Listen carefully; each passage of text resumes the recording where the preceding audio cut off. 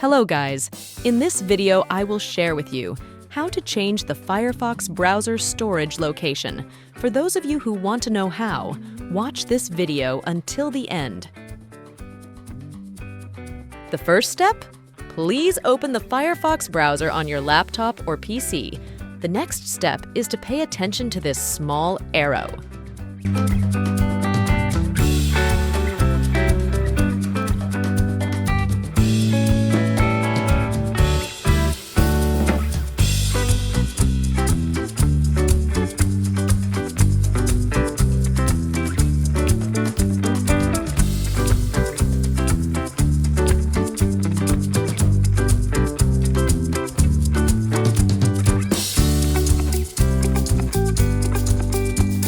Please select the storage location that you want to use as a storage location in the Mozilla Firefox browser.